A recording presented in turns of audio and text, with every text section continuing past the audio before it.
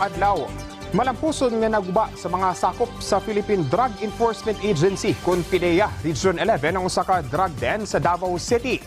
Kiniatol sa bypass operation sa mga otoridad sa Camia Street Phase 7, Doña Asuncion Village, Pampanga, Davao City.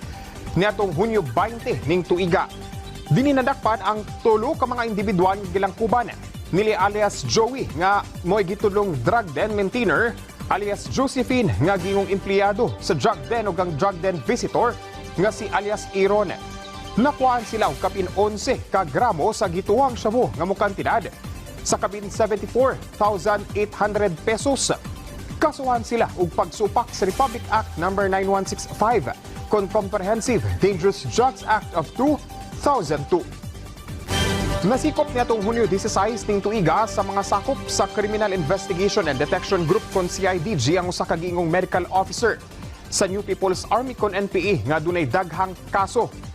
Nailanang dinakpan nga si alias Jane kinsa nasikop sa barangay Bunyasan, Malimono, Surigao del Norte. Nag-atubang kini og duha ka kaso sa attempted murder, paglapas sa Anti-Terrorism Act of 2020, Philippine Act on Crimes Against International Humanitarian Law, murder ug arson. Nasayrang nalambigit kini sa gingong ambush sa duha ka sundalo sa barangay Binukaran, Malimono niadto Marso tuig 2022 ug sa pagsunog sa dump truck ug payloader sa barangay San Pedro, Alegria, Surigao del Norte. Gilasab kining platoon medic sa Sub-Regional Centro di Gravidad Northland sa Communist Party of the Philippines. Nalakipsab kini sa listahan sa most wanted person sa Caraga Region.